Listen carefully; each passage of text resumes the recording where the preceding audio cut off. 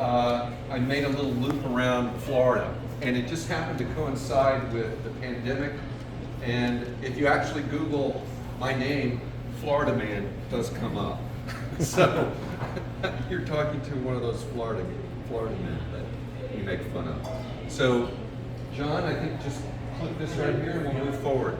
So this is going to be about a 30-minute presentation, and this actually started with an idea 15 years in the making. I was a scout leader, and I led numerous canoe expeditions into the Everglades and into Canada. But really, some of this started 50 years ago when we moved to Naples. And I just want you to meet the people that were responsible for me thinking that I could do this trip. And so, meet my mentors. My first is my father.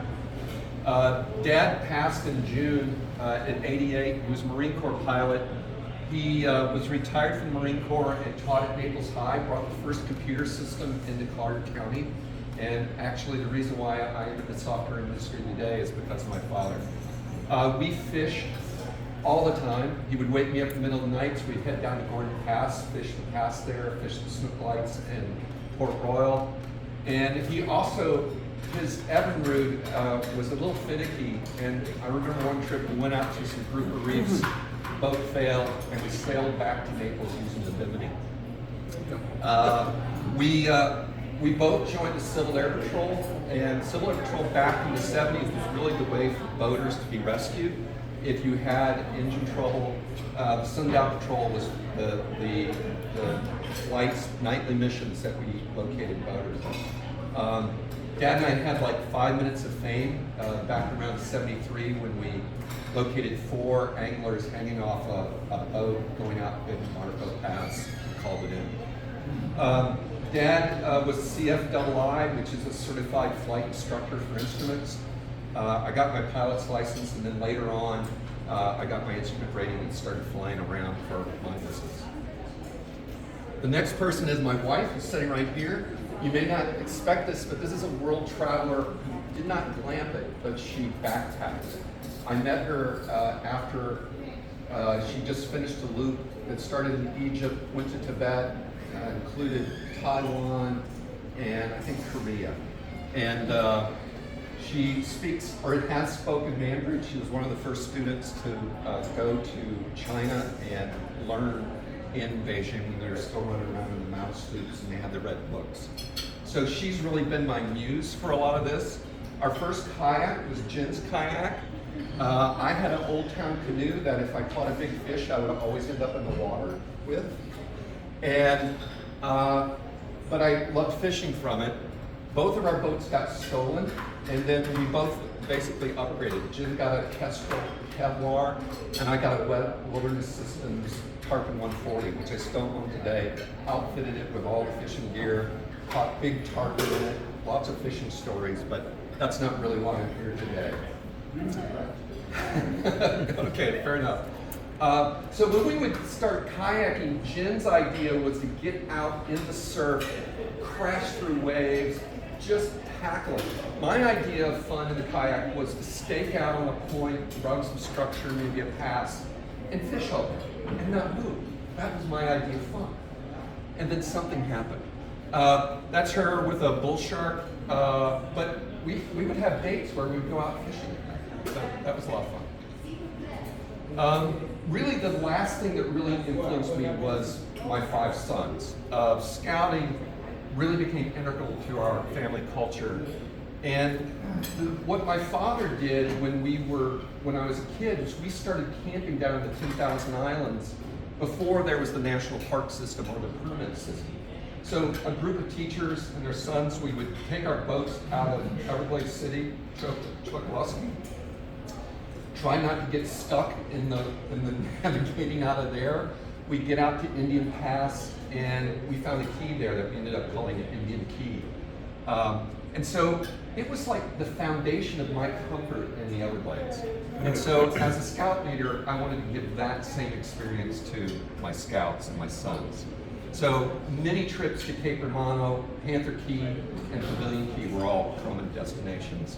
And I taught the boys tides and how to read the tides and how to use the tides. And you could get, like from Port of the Isles to Panther Key, which is 9 miles, we could do that in 2 hours if you used the tides properly. If you didn't, it was an all-day event. So, should be a little pop-up coming up. Okay, so here's how, in 2005, I had one scout that was not having a good time on Cape Romano. And so I decided I wanted to get out of there as quickly as possible. And I either had to wait for 3 p.m. or I could leave at 3 a.m. And so being prudent and not having a lot of fun, I said we were going to leave at 3 a.m. from Cape Romano and come back through Caxambas. And as we were doing that, it was one of those nights where the bioluminescence was out and every paddle stroke had, you just see a flame of algae. And right as we were in the slack water, right before the pass, the ocean just erupted. We were in probably like 15 feet of water. If you know that area, there's a big deep channel right there at Cape Romano as it comes into the pass. And the water just exploded. Boats were going this way, that way, up. And I think some of them probably soiled themselves. It was that kind of excitement. And there was just this wake, this bioluminescent wake that was headed south down through Bonita Bay. I was like, what the heck was that? So this is 2005. I started Googling it, and I found out this group of people would paddle all night, and they would occasionally run into manatee pods that were sleeping. And that's what we had done. We had woken up a pod of manatees. And then led me to this story about this man who paddled around Florida. Oh, this is nuts. And I took the story back to my scouts. I actually printed it out, and we all shared it, and I said, we talked about how difficult it would be to paddle around Florida. And I was a leader on it. I said, that's impossible. What kind of physical shape would you have to be in to be able to paddle around Florida? So, Troop 109 here in Bonita Springs is famous as the canoe troop. If you want to find a group of young men who enjoy being on the water, I've taught a lot of them how to fish, a lot of them how to handle a canoe, but we really are known as the canoe troop. In 2016, we would lead these guys weekly. We do calisthenics, and we were doing like runs from Goodland to Everglades City in 2 days. So we would paddle in open canoes down Bonita Bay, camp along the islands. And when we hit Canada, we blew away this Northern Tier record and did 135 miles in 5 days with these scouts. And here's the guys right here. This man right here is Andrew Husterlin. He lives here in Bonita Bay in Asperia. Yep. And Andrew asked me this question. He said, what do we want to do next? Because Andrew and I were trained together in the gym. You just don't do this by showing up in the water. And I said, why don't we paddle around Florida? And Andrew said, how long is that going to take? I said, I don't know, a couple weeks. And he says, I've got another idea. So I'd like to introduce you to an organization called the Watertribe. Andrew brought this to me. I had no knowledge of it. I didn't know anything about it. My head was in running a business and scouts. The Watertribe is a group that was founded in 2000 in Tampa, and it was to encourage exhibition-style racing. And Andrew brought this idea that we could go 300 miles in a tandem kayak, starting at Tampa Bay at what is that one called? Fort DeSoto. Fort DeSoto, thank you, and go down the coast to Key Largo. There's 2 races that are done. One race, the Everglades Challenge, is 300 miles. It's done every year. And there's another race called the Ultimate Florida Challenge that's 1,200 miles. And it's done biannually. I just kind of like to point this out. The registration form says, if you're not an expert paddler and or sailor, do not enter this race. Even if you're a well-prepared expert, you may die. I said, this sounds great. So Andrew and I bought a used 21-foot kayak. We fitted it out, and we made lots of mistakes our first year. all kinds of mishaps.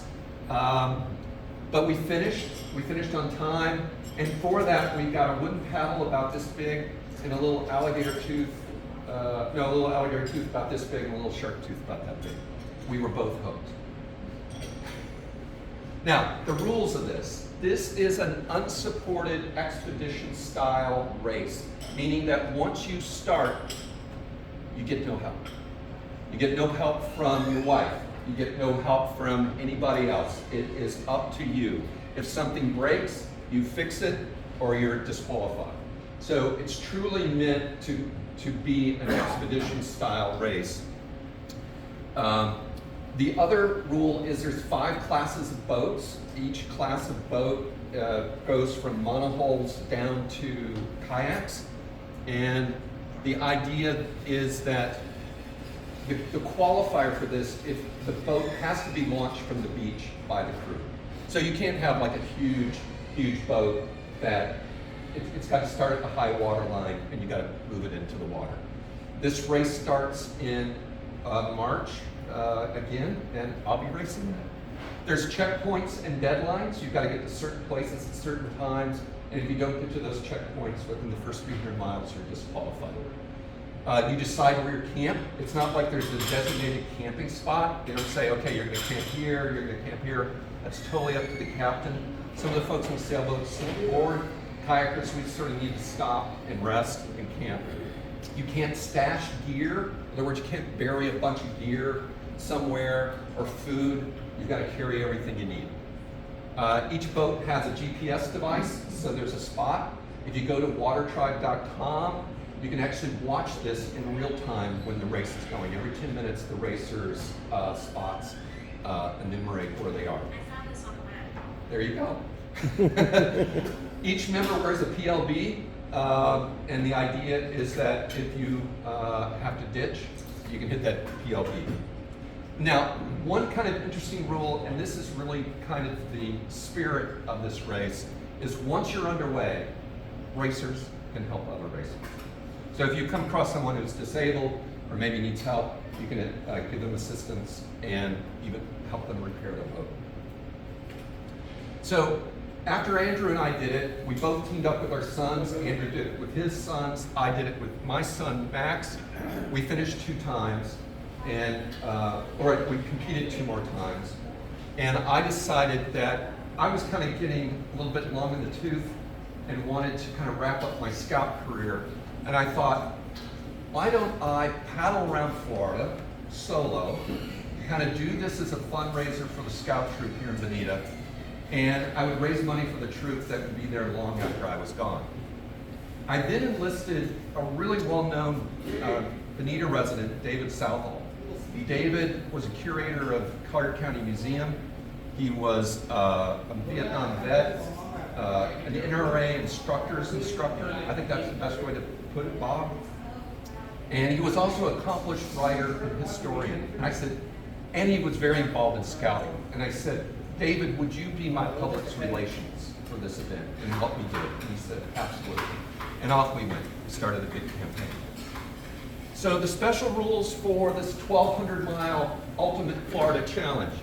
You start here at the launch beach in Fort DeSoto, and then the next stop is at Cape Hayes. The next stop is at Chokoloskee. Third checkpoint is Flamingo Ranger Station, and you end at Key Largo on the bay side. From there, you make your next loop up to Sebastian Inlet. Your next checkpoint is Fort Clinch, up at the border of Florida. You go up to St. Mary's, you come down to Swanee, you check in at Cedar Key, and you finish back where you started.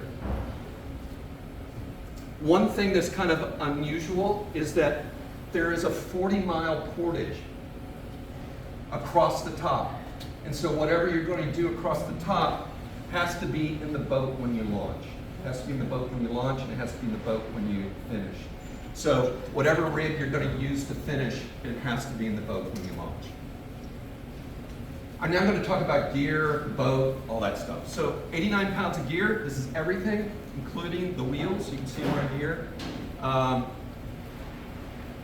nothing really, I'd see a typo. I had 2 burner phones.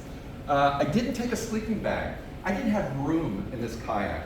I had this is what I used for sleeping. It's actually a sleeping bag liner. And if it was really cold, which it rarely was, I would use an emergency blanket over.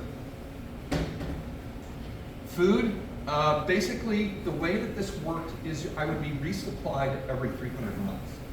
My goal was to finish 300 miles every week. And that would get me 30 days. And so Jen, my ground support, would be there when I got to Key Largo, when I got to Sebastian Inlet, when I got to Fort Clinch, when I got to Cedar Key with food. So this is about a week's worth of food. I would say that I always have more food than I expect, but breakfast was kind of the key for my morale. I would have oatmeal, I'd put something in it, I'd mix coffee with cocoa, a lot of sugar, a lot of bulk me up, and I would also have a Yeti thermos that I would put another batch of the same food. These packets, those would be attached to my PDF in like a dry bag. And so they were like jerky, trail mix, energy bars, dried food, things that didn't need any prep, but you could just like chew on it all day long. Water was key. I would drink somewhere between 3 and 6 liters of water a day. As the race progressed, I would stop at the height of the heat, like 3 p.m., and then eat, and then proceed later in the day. This would be a typical breakfast, using a jet boil to cook. Honey was a key ingredient, a Yeti thermos. These are kind of typical grub that would be just right there on your PDF that you could just eat all day. So you would consume that. You're burning somewhere between 4,000 and 6,000 calories a day. Lots of calories being burned. This was my secret stash of goody goods. This was Mountain Ops Slumber. This was a drink that when I got to camp, the first thing I would do is boil up a cup of water. I would set up my tent. I had actually, in that 89 pounds, I actually had a camp chair. I would mix this, and it had some, I think deep sleep recovery, and it was used for athletes that were doing this kind of thing. And I still to this day take this on every one of my expeditions. So I would rarely cook dinner at night because you're just so wrecked, right? So I'd hit land, boil a cup of water, set up camp. I'd wipe down with sandy wipes, because you need to, you're like sweating all day. So get disrobed, clean off, dry up, drink this, go to bed, wake up at 5. This is the boat. I'm actually the poster boy for Tide Race and this vessel. If you go to Tide Race and ask for the Paysave team, you'll see I am their poster boy. The boat is 18 feet long, 21-inch beam, and it weighs 48 pounds. It's made out of carbon fiber. It's a very low volume boat, very fast boat. Empty, I can get it up to like 5 knots, but I can't sustain that for hours and hours. Typical cruising speed of this was like 4 knots, 3.5 knots, somewhere around there. What do we see next? Oh, I know what's next. This is, I think, a picture of, there we go, oops. So, talking about the wheels, this was like an origami thing to fit everything else inside the boat. So Andrew's an engineer, and he said, Mark, get the biggest wheels you can, get the best bearings you can, and get the maximum wheel diameter you can fit it into the boat. And that's what I did. So training was a lot of gym work. Florida Fitness Coaches is a local Bonita private gym, kind of a boutique gym. I always work with a trainer. If I worked by myself, I always injured myself. These guys really kept me, I really focused on endurance and core, not so much upper body, which you might think. And boat work was a combination of sprint work and long distance work. So I would get in the Imperial River, like where the depot is downtown, right at the bridge on Route 41. I get in the boat, and I do these sprints down the Imperial River. 60 seconds on, hard, rest. So it was kind of like building up endurance. And then when you do these kinds of events, you don't want to just go out and train. Like for a marathon, marathon runners don't go run marathons every day to train. You sort of build that up. And so my first loops would be around Lover's Key. So I would go down to Lover's Key and around, I'd go down to Flan Pass and around, and then my last training runs would be to Sanibel Causeway and back. Stretching and massages were important in all this because you're really, you're training as an athlete. I also took lessons to master rolling this boat because my fear was I would be out in the middle of some gnarly water like Tampa Bay or Charlotte Harbor, and I would capsize and I wouldn't be able to recover. So I took lessons, Paddle Sports of Naples, that's Jay Rose built, same company. And I got to the point where I could hit 19 out of 20 rolls. So go in, come back, but there was 1 out of 20 I couldn't hit. So, just in case. So back in 2018, remember, she's my muse, she's the person who's inspired me to adventure with Jenny. She and I climbed Kilimanjaro in Tanzania. And really, I had no interest in doing it, but as I kind of okay, I don't want to go do this by herself. Together, we run, Jen's the CFO, I'm the CEO of DataWorks, a software company. And we kind of created a business succession plan in case we didn't come back.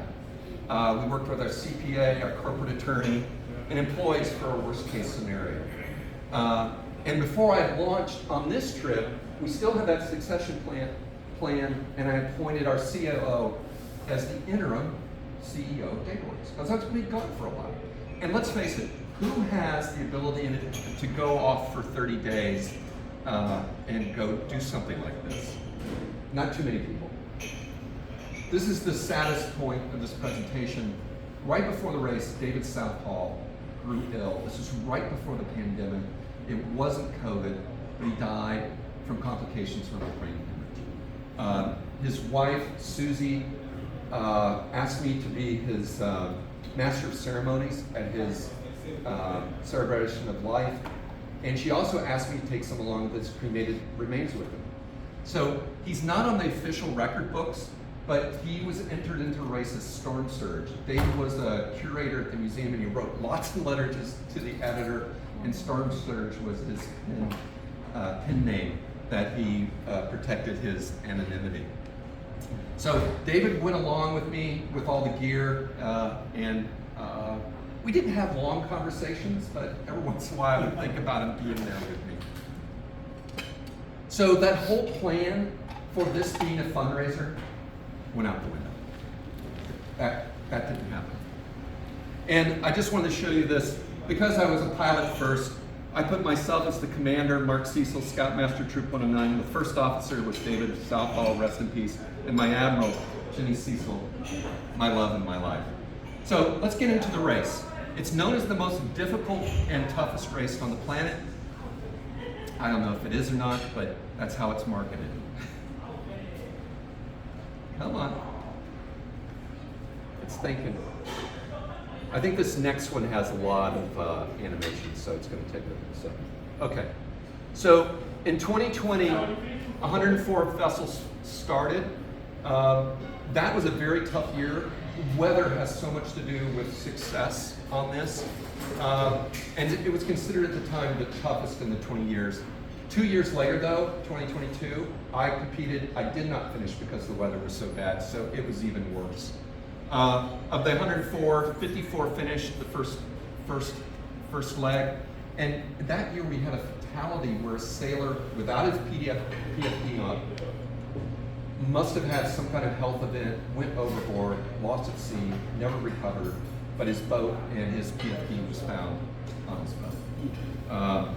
I was the only kayak racer that year that attempted it, and as you'll see, I did complete it, but with some challenges. This is a typical day. I just want to point out how much water I was drinking. I would kind of mix electrolytes with just straight water. You couldn't do one or the both. My goal was to paddle 12 to 18 hours a day, and my goal was to cover 40 to 60 miles a day. I would camp on a beach, an island, or a riverbank. And I would set up typically sometime around midnight, waking up about 5. Didn't have any problems falling asleep. So the first leg is Tampa to Key Largo. It's 300 miles, starts here, and it ends there. Now this year was unusual in that there were small craft advisories across Tampa Bay, and so a group of, our race organizer really encouraged us not to cross Tampa Bay in small craft advisories. And remember, I didn't have a lot of log time in this vessel. And what I didn't want to do was be floating out in Tampa Bay in my kayak on the first 20 miles of this trip. So Brett and I and Andrew and their sons, we all started from Minnesota Beach. Thank you. So Minnesota Beach, which is above checkpoint 1, and we started there. So even though this thing shows that, we actually started about right here. I did not do well. I had done this race at this point. This was my 4th time doing this leg, and I struggled this year. And part of it was I was not with anybody else. The weather was very adverse, and I capsized within 10 minutes of launching. And what had happened, we were going down the intercoastal, headed toward Cape Hayes. I was cleated in on the main sheet for any sailors. I had a small sail. I was paddling, a gust came. I went for the main sheet to pop it. I missed it and ended up in the water. And that really took a lot of my enthusiasm and bravado away.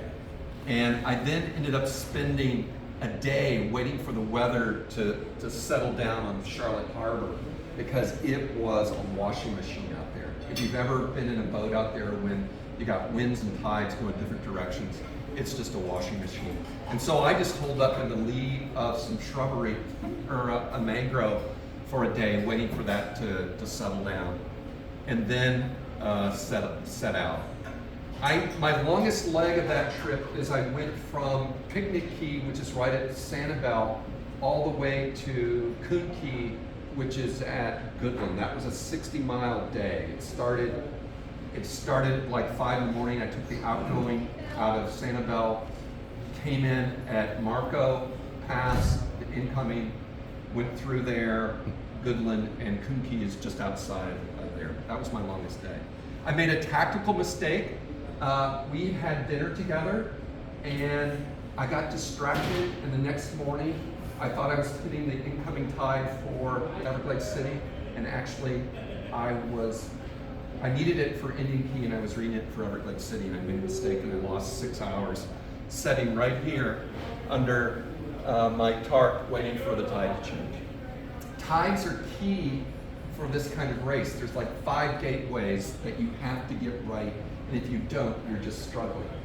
I will just add one more thing that I'll get to at the end, but on the next day after that long run, I was making my way from Everglades City all the way to Flamingo. I planned to do it all in one run because I had set out basically 2 days, and I needed to finish by Saturday. And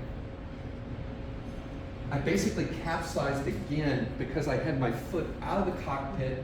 My foot was bleeding from a problem I had inside on my pedals, and I was massaging my foot because my quads and my hamstrings were cramping so hard.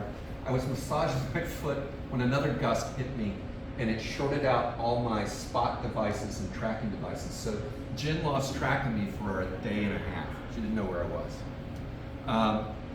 I did get to Key Largo. I think you were there when I got there. Yeah. I was a wreck. I was a wreck, and COVID was kind of like just coming about. Jen said, "You're sleeping in that bed, I'm sleeping in this bed, and you can't get close to me." And I'm like, "What's going on?" Because I'd just been a week out in the water. So basically, we got me fixed up, got me resupplied, and I set off through the intercoastal all the way from Key Largo up to Sebastian. That corridor is treacherous on the weekends. You know, there's ditches in that area that just, you get wave resonance that's hitting the seawalls, bouncing back, and so you get boat wave resonate off the seawall, coming back, clashing together. So you can imagine being in a kayak, you're really getting it from both starboard and forward, or even from stern and aft, or stern and forward, you'd be getting waves. It was really a washing machine. This area was just really tough to paddle.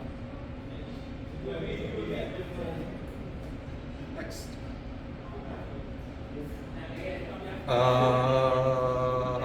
Okay, so, and then the next leg is Sebastian Inlet to Fort Clinch. What I didn't know at the time is Jen was really sick, so my son Max came and resupplied me at Sebastian Inlet. I did know at this time that maybe I should stop because basically the governor closed down all the parks. I like tried to get water at a park and I was chased off. So it was like, yeah, this is getting more difficult. But this next leg, and probably this leg right here, we were talking about the intercoastal right here, Jack. There's a ditch here that's unbelievable on the weekends. It's even worse than down here in Miami. You probably know the area I'm talking about. And so Fort Clinch gets you all the way up to the coast of Georgia. Hands were getting pretty gnarly. I was using duct tape to sort of take care of some calluses. Now, this next leg is the St. Mary's. The St. Mary's is why our state does this little jog, right? If you look at the border between Florida and Georgia, it does this funny jog, and then it straightens out, right? So the St. Mary's is a terrible, terrible river.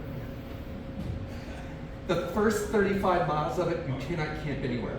And I thought I could. It does have a long draft of, I mean, you could get a long push from the tides. And one thing I didn't mention is on the East Coast, the tides there are so much different than here.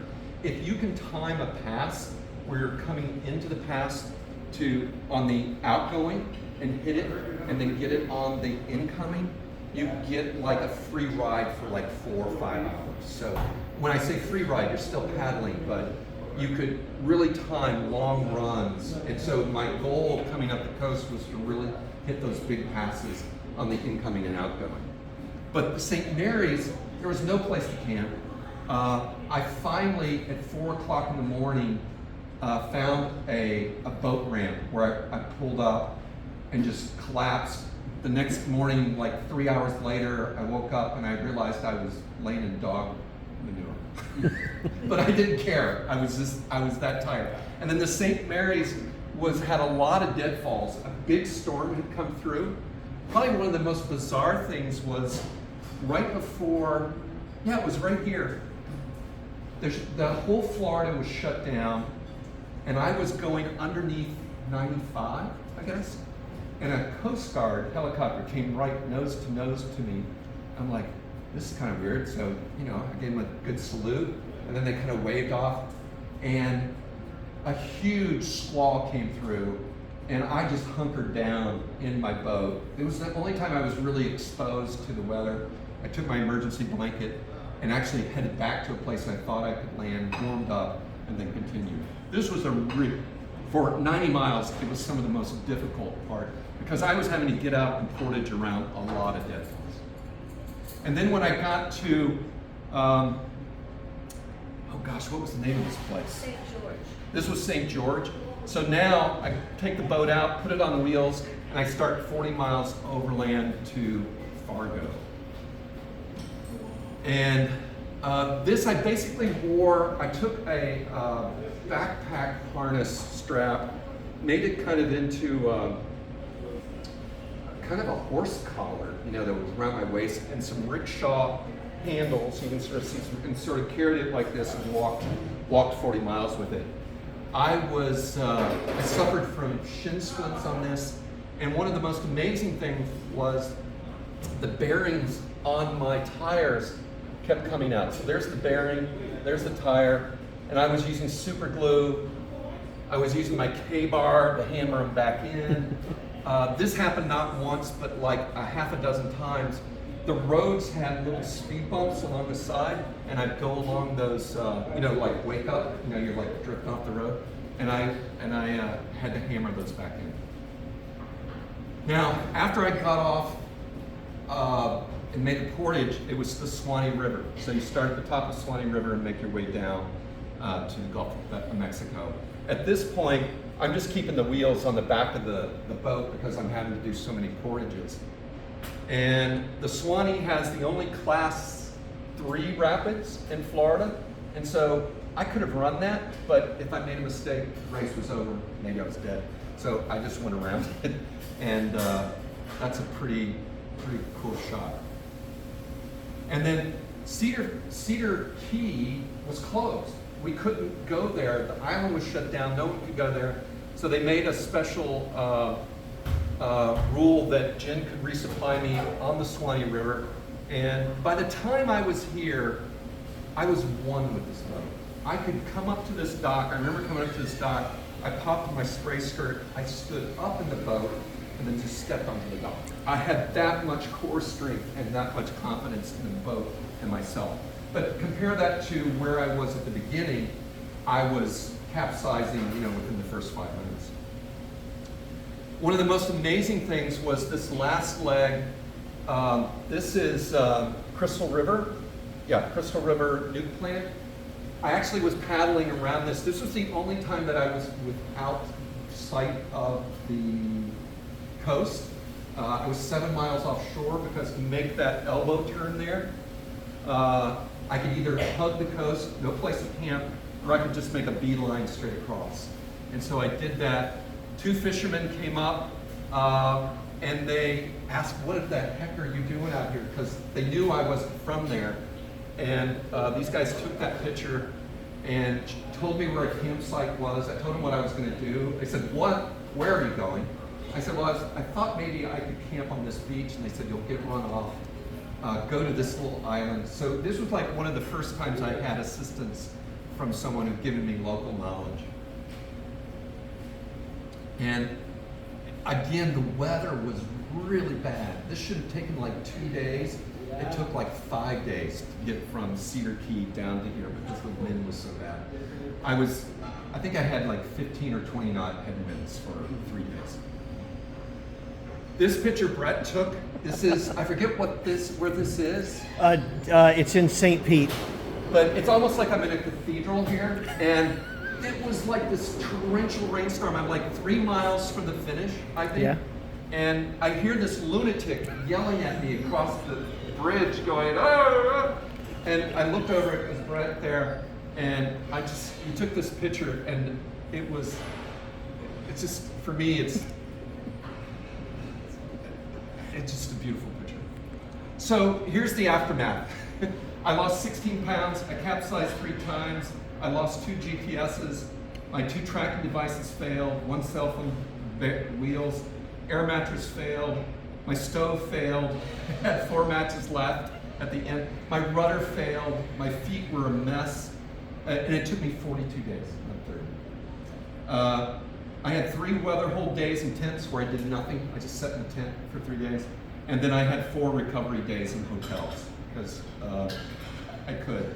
So I paddled 36 days and I averaged like 33 miles, not 40 miles. I ran out of free-dried meals because of all the pandemic buying. Jen couldn't supply me with any food. And every day of the last week, I was getting weaker. I just wasn't putting on the calories. I was eating really junky, like cup of noodles, that kind of thing. It was terrible.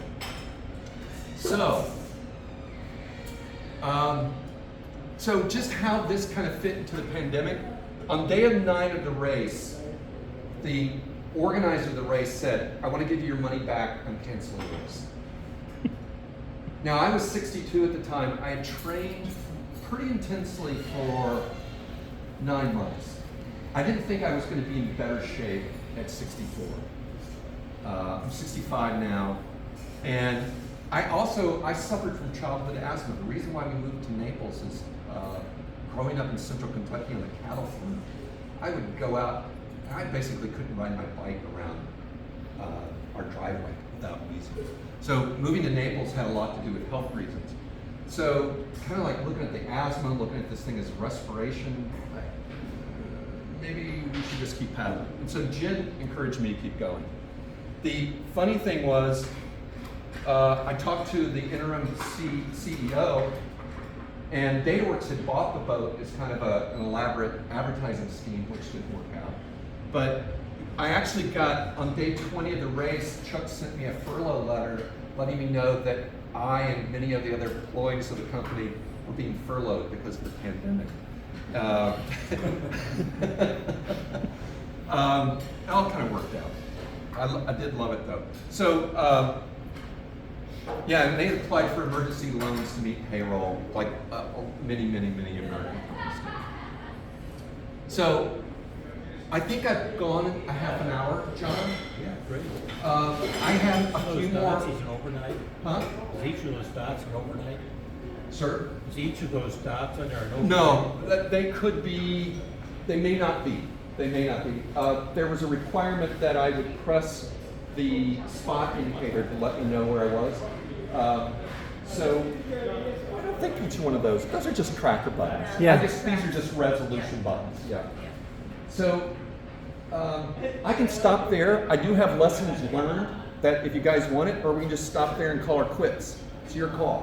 What do you want, How John? much more do you have? Just 2 slides. Yeah, go ahead. All right. So in a race like this, you wouldn't think it. Footwear is extremely important because you are pushing on those pedals all the time. When you make a good kayak stroke, your feet are engaged and you're making a core rotation, and so you're driving off this leg. If your footwear, you can't go barefoot because you might end up on oysters or something like that for a beach landing. My boat was maybe a little too tight for me. I'll just admit that. Saturdays were really tough on the Intercoastal. It was better just to find a place and wait for everybody to go home and paddle at night rather than trying to paddle on Saturday.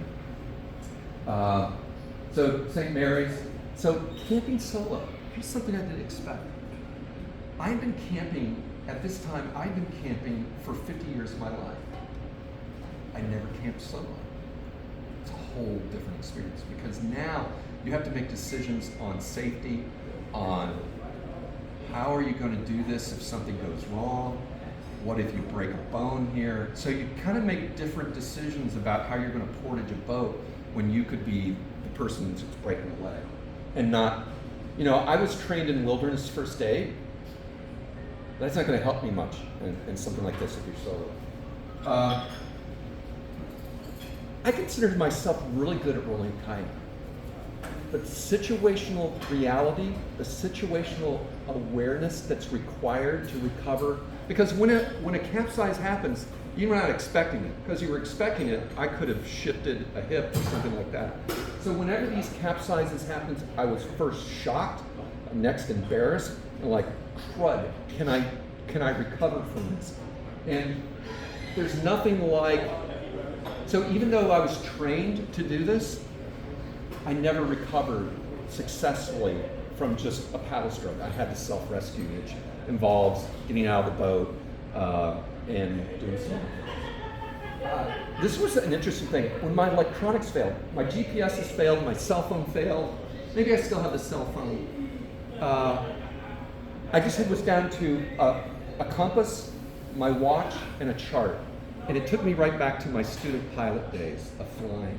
And I was actually kind of the most relaxed and having the most fun during the race because my head wasn't in the boat. It was out here just kind of feeling it and reading the chart. Nothing like that. Last one. This was a really, really stupid idea.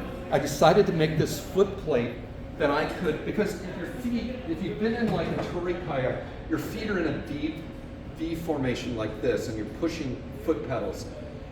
If you're going to do this for 30 days, you need to be able to get your feet straight up and down like this and push.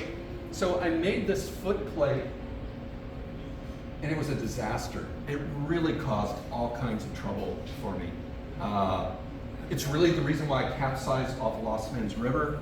It's the reason why I lost rudder control going down through Whitewater Bay area in the St. Joe down to Flamingo. It was a really bad idea that I will never repeat. And then I think that kind of wraps it up here. I think that's the last slide. Oh, here's the last one. Find a job that allows you to go on vacation for 40 days. Let's all get a job where you can go on vacation for 40 days and you don't get fired. A bungee on your main sheet will absorb gust and keep you out of the water. So if you're sailing and you get a gust, the bungee absorbs it and you don't go in. By the end of it, I could take this paddle, I kid you not, I would see a sea grape leaf, because remember there wasn't any toilet paper left. I would see a sea grape leaf. I could take this paddle, I would flip it up, catch it, and put it in my PFD and use it later if I needed to for my TP. This became when I think about this race, my connection to this paddle is how I was more connected to the water with this paddle than the boat. Because every current, I could tell how deep the water was from the way this paddle went through the water. And I don't mean touching the bottom, I just knew the turbulence involved in it. So by the end, I was of the water. I wasn't on it, I wasn't in it, I was a part of it. I was more flexible than I'd ever been. You would think getting stuck in a kayak for 40 days, you would be stiff and not able to get out. I was very agile. Jen, it was kind of crazy. I took a K-bar knife, my favorite camping tool now. Dad was a Marine, he always carried it with him down in the 10,000 Islands. It's great for digging latrines. I always kept it right next to me, never needed it. But it was excellent as a hammer too. I'm glad I had that tool. My most fear of this trip was the portage across the top, because I'm a country boy growing up in Kentucky, but I also know that, a foreigner going through somebody's turf can pose, unique opportunities. I was pretty concerned about it. And this is not here, but this is good for the Watertribe folks. That portion is not on the nautical chart. The St. Mary's is not on the nautical chart. The Swanee's not on the nautical chart, really. And that course wasn't. And so you had to print special stuff that I printed on waterproof paper. Waterproof paper was fine. The ink wasn't. So when I did the St. Mary's to Swanee, I had no charts at all. So I had no idea where any dry land was. I had no idea where plainlands were. I was in the swamp. And so when I found a pine tree, you're basically carrying this kayak and you're just looking for a pine tree, any pine trees. I found some. I ditched the boat. I actually cut down some debris and covered the boat. I camouflaged it. I didn't put up my tent until after dark, but a truck came by, stopped, came out and said, "Hey, you okay? You need anything? We've been watching you all day." And I'm like, they had my back. No, I didn't have anything. The other thing was, this was a solo effort. This is the last moment here.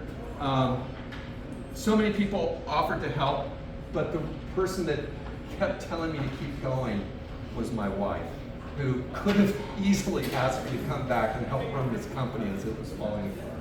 But she said to keep going, so thank you. And that's it. Thank you for inviting me, and I appreciate being in. Thanks. Questions? Yes, Jack. I appreciate this presentation, very, very informative. But I want to know more about your Kilimanjaro trip. Okay. Because me and my son want to take one in September. Okay. So it's very doable. Very doable. Yeah, you need to get. It's more of a hike, an inclined hike. When you say you climb it, it's not really a climb. There is one area of scrambling that you have to go up. That requires, kind of like put your foot here, put your hand here. Yeah. But there's no you're not harnessed up at any time. You're not propelled. It's not a technical climb at all. Yeah, you just adjust it. I will tell you this, Jack. I almost died in Kilimanjaro. Coming down, we had summited, I was coming down, and I started throwing up. And I've lived my whole life at sea level. She lived in Colorado, and I almost died. I didn't get evac'd, but they basically, it was one of these dummy carries where I had my arm over one guy and another guy, we just kind of like got me down quick. Sounds like you need to start working out now. Yeah, yeah. But you can't train for I don't wanna altitude. know. The problem is you can't train for altitude. You need to go live in Colorado for 2 months or something. Yeah, and you acclimatize slowly. So after a certain elevation, you spend an extra night there. And they say climb high, sleep low. So you would climb up maybe another 500 feet, 1,000 feet, then you go back down, and then that helps your body adjust. You said you got a trainer here that did that for you? Yeah, I can hook you up with a Yeah. great gym afterwards. Any other questions? Sir? How many finished the race? That year, 54 finished the 300-mile section. I was the only kayaker that finished it that year, and my buddy, Dr. Larry, sailed it. So there was different classes of boat. Larry sailed it and then got in a canoe, went up to St. Mary's and Swanee. He did it 14 days, I think, something like that. So there was only 2 of us that did it.